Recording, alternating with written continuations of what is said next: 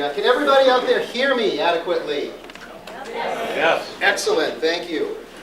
Before I get started with the introduction stuff, I just wanted to let you guys know I was informed before the meeting that we have just broken an Agile camp record for attendance with 127 people at the last.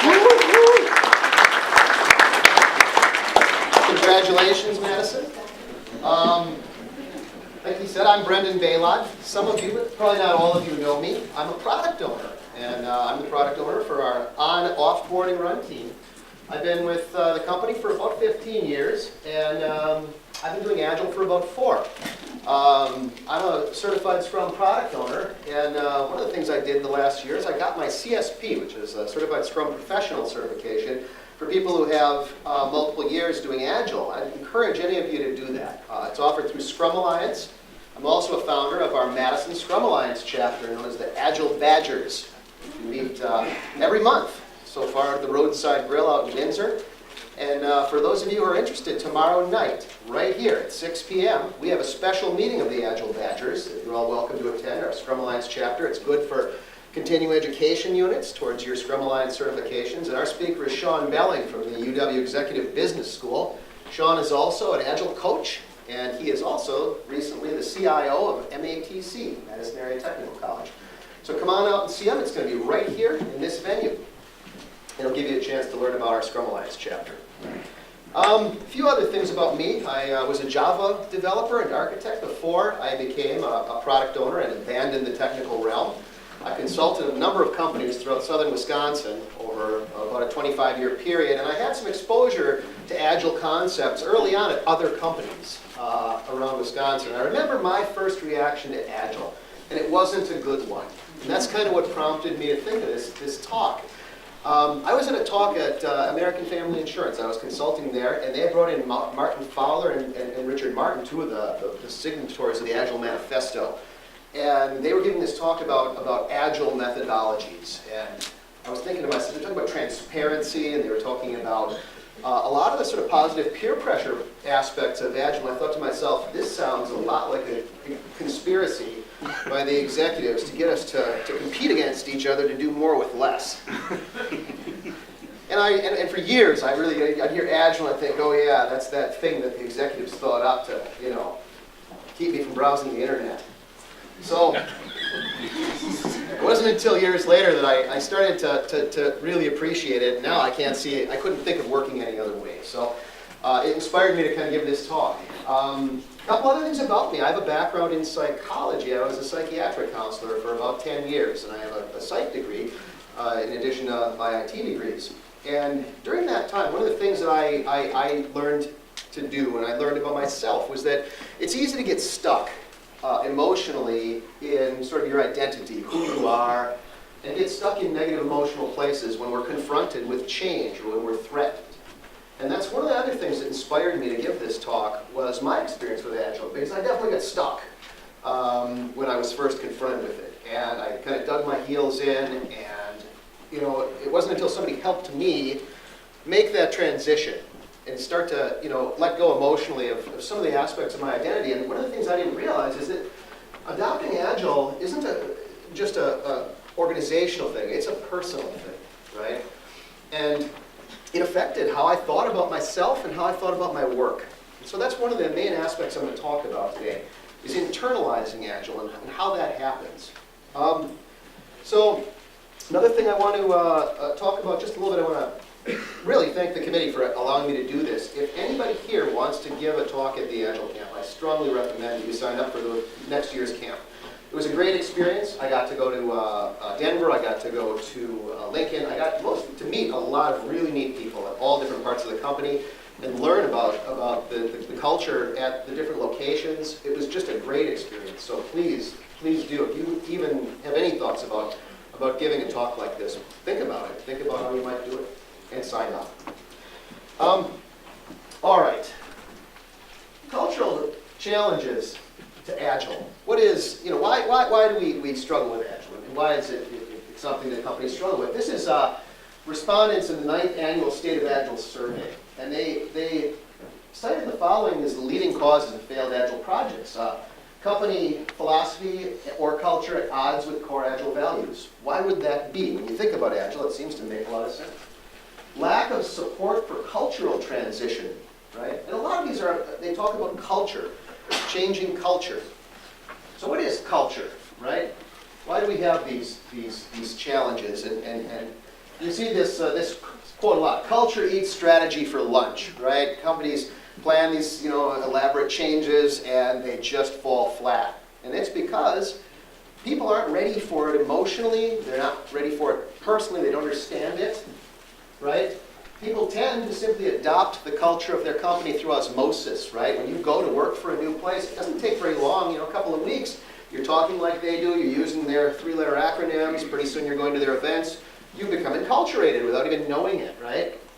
Culture is not consistent across all IT companies. I can tell you from consulting that going from company to company, companies are very different internally. How they think about the work they do, how they think about themselves, how they feel about their place in the industry really is different from company to company.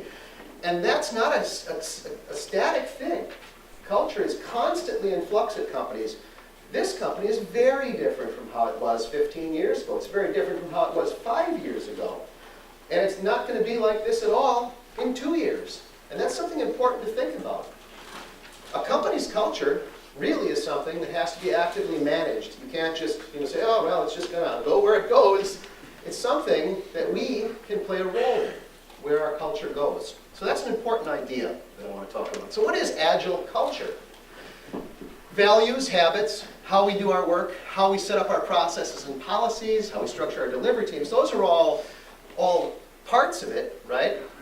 But a big part of it is how we think about ourselves and how we think about our place in the industry, how we feel about the job we're doing, right? If you take away the structure and policies, these company ordained things like, oh, we're going to have a stand-up and we're going to have these ceremonies and we're going to track our velocity. You take that all away from a mature Agile team, they're going to continue to work agilistically because they just want to work that way. And that's how they think about themselves and that's how they think about their work. But if you add Agile structure, policies, and ceremonies to a non-Agile team, they don't automatically become Agile. In fact, sometimes they self-destruct because a lot of times they don't understand these ceremonies. They think they're wasting their time doing them. They haven't internalized Agile principles. And so you see this slide a lot, and I apologize for how small it is. The Agile mindset. You talk about doing Agile versus being Agile, right? So doing Agile, the left brain side, is the frameworks, the structure, the policies, the accoutrement, if you will, of Agile. And the right side is being Agile, right? This is internalizing the principles, transparency, collaboration, trust, respect for people, user-centered, openness. And something that I'm going to talk about is working from above the line. And that's not something you necessarily hear about a lot in Agile, but it's something that's really central to the Agile principles. And I'm going to get into that a little bit deeper. Why do companies struggle with Agile? I talked about it a little bit. One of the things that I think we find is that IT attracts people who are methodical, detailed, intuitive, and introverted. If you buy Myers-Briggs, which I'm not a huge adherent of, but that some people really believe it, that there are 5 dominant developer personality types, and this int J is the big one. And so, we have, people who in general are risk averse, right?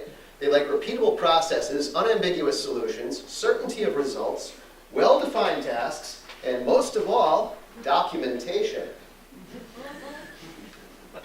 And that's not a good mix necessarily for springing this transparent, documentation-like, flying by the seat of our pants sort of methodology on these kind of people. Their initial reaction is going to be, what? How can we work like this? This is insanity, So you can see why organizations struggle with Agile. There's some generational factors too. A lot of our IT execs are baby boomers. And, we hear a lot of talk about baby boomers being like this and millennials being like that, and I think a lot of those are stereotypes, but there's some truth that in my day, and I'm sort of at the end of the baby boom, more hours at your desk meant you were adding more value to the company, right? And that's not true in Agile, More hours at your desk might just mean you're wasting time, right? Look busy even if you're not. I was at an Agile talk where they said, if you're not busy, go home. And it made sense to me. Value individual heroics, or individual contributions and heroics, right? You get noticed by coming to the rescue, by putting in the long hours, by doing the long marches, by standing out. In Agile, that's not always the case, right? The team sinks or swims together.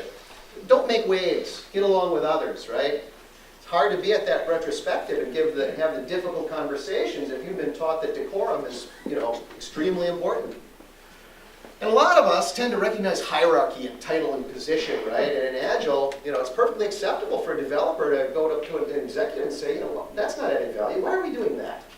But in the old world, that would be the height of hubris. So these are some of the things where we see generational factors colliding with Agile. And the last point I want to make before I kind of dive into the 10 deadly sins part of the talk is Agile is not the antithesis of waterfall. This is one of the big things that companies get stuck on and say, well, we're going to abandon waterfall and we're going to go to the opposite of waterfall, which is Agile. But that's not true. They're not a yin and a yang, right?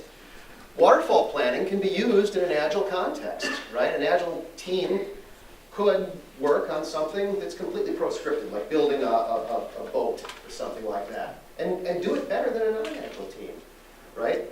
It just means that they're given well-defined, heavily defined work up front.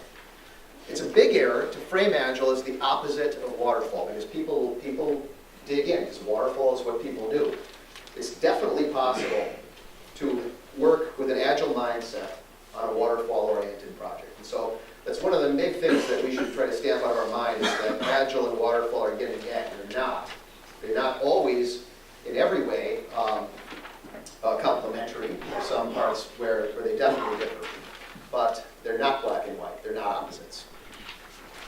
So the one thing I wanted to talk about, I talked about, when we talk about waterfall being the opposite of Agile and those kind of myths, it gets people below the line. What do I mean by that? So this is an important concept to working with an Agile mindset. When you're below the line, right, we're working from a fear basis, right?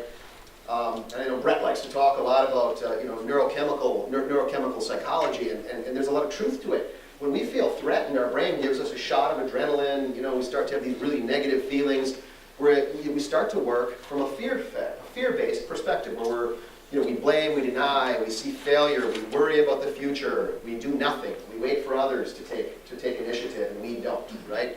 When we're above the line, right, that's when we have, our brain is swimming in serotonin and dopamine, and we are feeling empowered, we're feeling very optimistic, we're making choices, taking responsibility, we're taking initiative, right?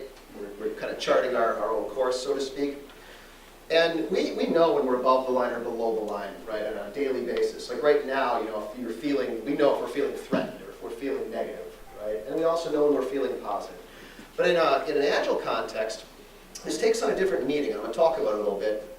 The Agile principles seem to me to have been developed to work from above the line instead of below the line. If you look at the value statements from the Agile manifesto, what you see is they're talking about a proactive view versus a fear-based approach. And I'll explain why that is. Individuals and interactions over processes and tools. Working software over comprehensive documentation. Customer collaboration over contract negotiation, and responding to change versus following a plan.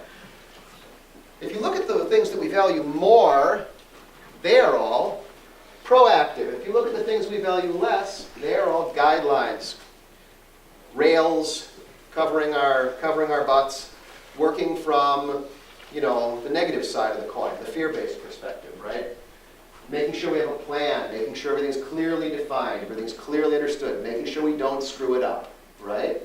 The left-hand side is all, we don't care, we're not worried about the screwing it up, we're just moving forward, right? Now granted, you need to have a little bit of due diligence, there needs to be some rails on the processes, but what we're saying is we want to be positive first, and worry about CYA second.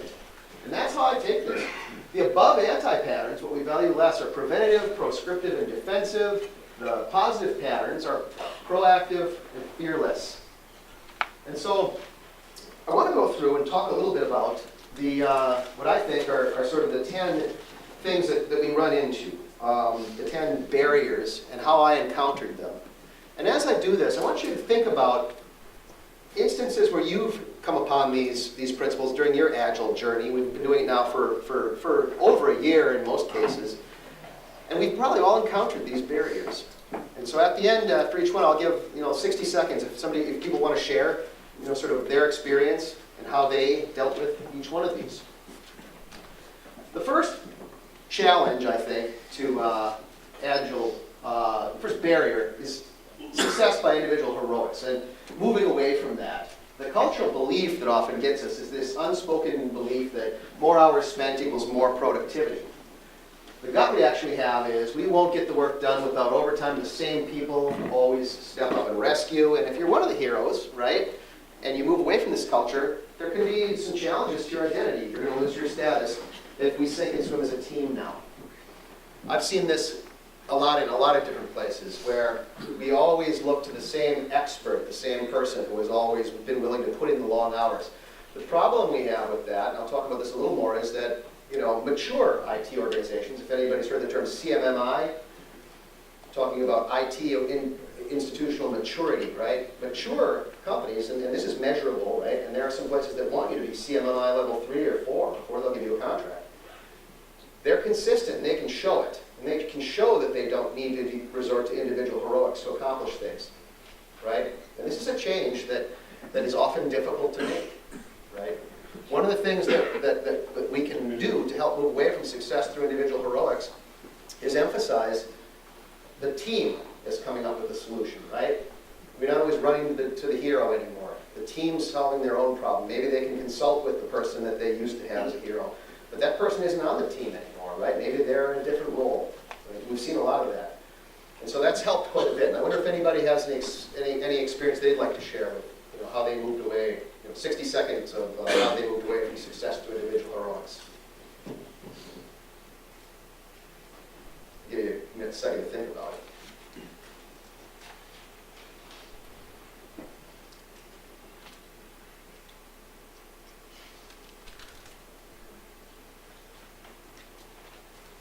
Anybody have experience on their team where they had a person who always did it and then was gone?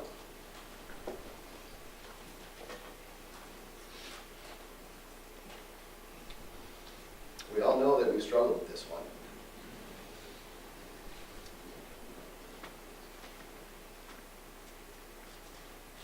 Darren?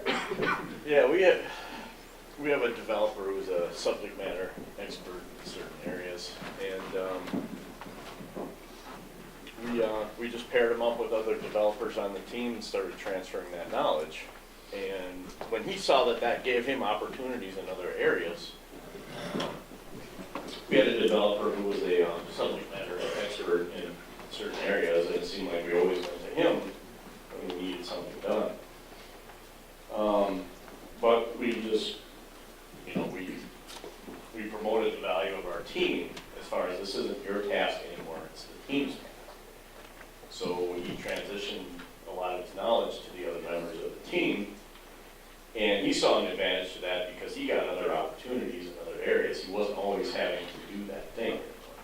Good point. Good. Thanks for sharing, Darren. And I think one of the other ways we've done it too is to say, we're not going to work overtime on things, and if we, unless there's an existential crisis. I'm going to move on so we can keep moving. One of the other challenges that I discovered early on was dealing with the concept of incremental requirements. In our organization and many other organizations I worked with, we had to have everything defined up front, right? There was a business analysis plan. There was an impact assessment. There were process documents written up front about exactly how this was going to be done. And then we got into it, and we found out that we didn't really understand it as well as we thought. And we had to redo it all from scratch halfway through. We get 3/4 of the way done, and we found out other things we didn't realize were there. We kept having to change these documents, And some of these documents were really big, and we ended up throwing them out because everything was different halfway through the project. What Agile does is it says, you know what, that's always how it is, right? That's not the exception, that's the rule, right? We have to get our requirements as we go. So the cultural belief here, that the unspoken belief, is that we should know all the requirements at the start. We have to, and we're so comfortable with that.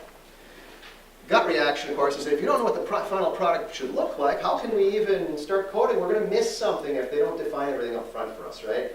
Moving away from this is a real struggle a lot of times. You know, this concept that we're not going to know. We're going to start coding, we're going to start building, and we know that the design's going to change. And not only do we know it, we welcome it, and we think that's a good thing. That's a tough one for a lot of people to swallow, right? I wonder if anybody has had an experience they'd like to share about their team dealing with that barrier. Again, I'll give you a minute to think, and also I'll throw it out.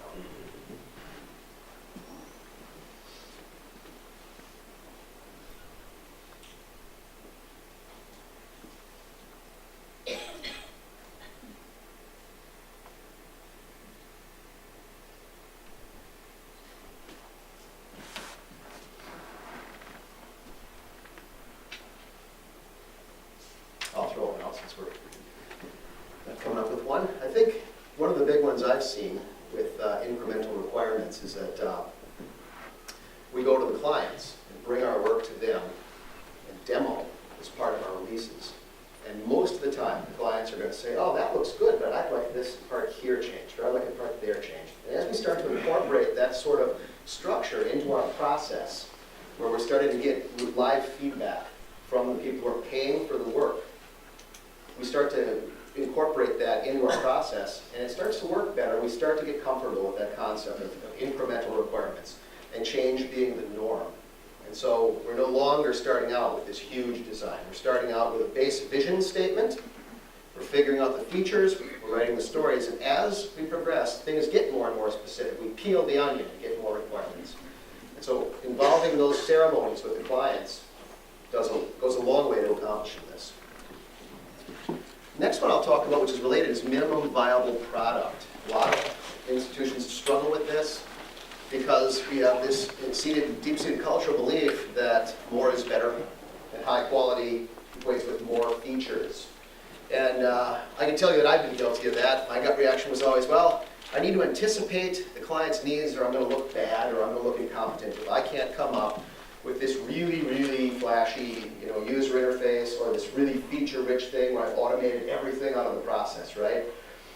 Some places they call that gold plating or bejeweling, right? And we, I think, have been particularly in some ways guilty of this. We built Cadillacs, and we were always very proud of it. There's nothing wrong with that. The problem is that we know that 75% of all the features that get designed in IT software never get used. Right? That's just a fact, and we all know that. We've all had the experience where we built the product and the client never uses the thing that we built it for. Maybe some little feature that we didn't even know was in there was the main raison d'etre for the app, it turns out. Right? We've seen that. It happens a lot. So what we want to do is we want to start out building small and develop the system incrementally and let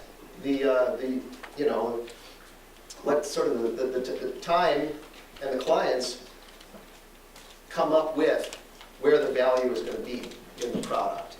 Minimum viable product doesn't mean we build stripped down systems. It means we start out small. We present it to the client, and we let the client come up with the features that they think are going to be best. So sometimes this can be a challenge to us as developers when we've come up with real flashy designs in the past or real feature-rich designs. When we're coming to the clients with our first iteration, they're going to be pretty spare, right? And the clients are going to come up with the designs often. So this can be a difficult one. I'm going to move on to the next one just in interest of time.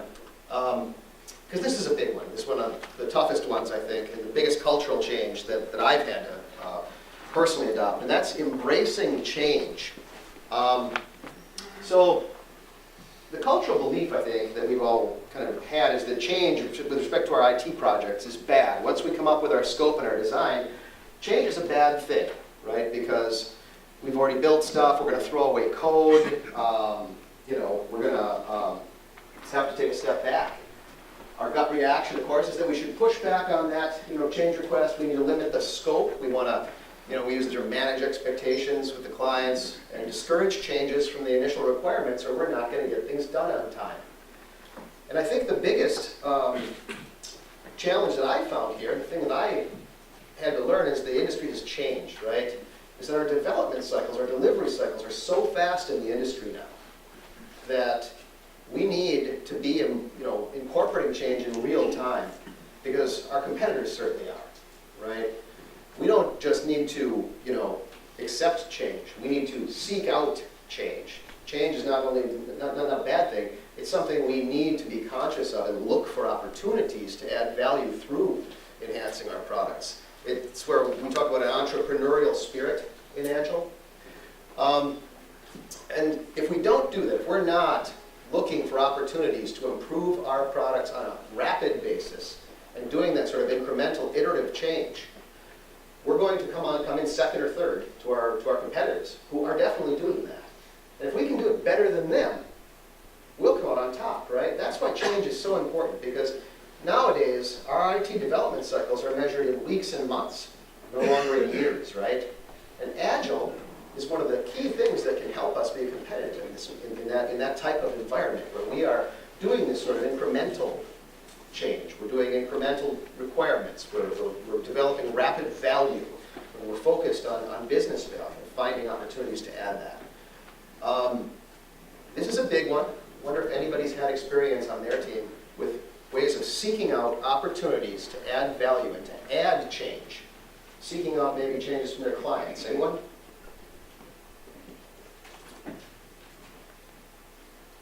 Darren again. Basically every sprint review that we do. Talk about it a little bit. How do you do that in your sprint reviews? How does that help to seek out opportunities to add value? Well, we're going through our sprint review, and we're showing the client what we developed, and basically he's giving us feedback, and we're creating stories as he's giving us the feedback. Oh, I'd like to see this. I'd like to see that, and we're getting the stories all prepped and prioritized right as we're doing the review. So it's just ingrained in us now. It's part of the process. Did you find that was difficult at first? It was kind of a blow to the pride, because you thought, okay, this is how I understood it, and now you're saying this really isn't. Did I not listen right? Was I not paying attention when you told us what to work on? That's a good point. But then you start to realize, well, this is for the better. Yeah, that's one of the hardest things, and a lot of these things are kind of swallowing our pride, or changing how we think about our role, or changing how we think about how we're doing our job. Thanks, Darren. Transparency is another one of the Big 10. Achieving transparency. This is one of the ones that I really struggled with, because the cultural belief behind this is my work is my business, not your business, right? They hired me to do this, and it's none of your business. I'm doing it. Leave me alone. The gut reaction, of course, that I had was I won't be able to surf the internet anymore. They're going to work me to death. I'll never get to take a break, So transparency, what's really behind it? I think that a couple of things that are important here is that it's important for everybody to know where everyone else is at on the team. If you're going to function as a team, sink and swim as a team, and deliver as a team, right? The team should know what everyone is working on. If somebody's struggling, everyone needs to know about it, and the quicker they can know about it, the better, right? So one of the things that really helps with this, of course, are sprints. The daily stand-ups. The daily stand-up is all about this, right? It's about what are we working on, right? What are our blockers? Who's working on what? How's it going for them? But there are a couple other things that we've implemented at work too. Information radiators, right? Jira is a good example of an information radiator that shows exactly how many days a ticket's been sitting in a given status, right? We know in real time, anybody can go out and do self-service in real time to figure out how's the work progressing, how's the team doing, right? And that's uncomfortable at first for a lot of people, right? I really dug in my heels with that. I was like, oh my gosh, people are gonna see, how I'm doing. It felt a little invasive, to be honest with you. One of the things that I've done that's really helped with this is set up information radiators for my clients. I'm a product owner, right? So I've set up information radiators where they can see all their tickets And I meet with them every week to walk through all their work and to say, how's the work going? You know, is this still relevant? Is this still adding value? Is this a return on investment? These are all questions that I ask many, many times a day of my clients, of all their tickets. You know, is this going to add value still? You know, maybe it's an old ticket. You know, maybe it's still going to add value. We're still going to do it. But being ruthless about that is an important concept in transparency with the clients and saying, you know, you may have asked for this, but, you know, is it really going to add value? Right? We have a long-standing habit of if something's broken in one of our systems, we want to fix it, right? But it just could be that maybe fixing it isn't really going to add value, especially if it's a low-priority system or if it's sunsetted. Anybody have any experiences they'd like to share about how their team achieves transparency, or maybe if you struggle with transparency? Anybody here, when you first encountered this, think, oh my gosh, I don't know if I want to do this? I know I did.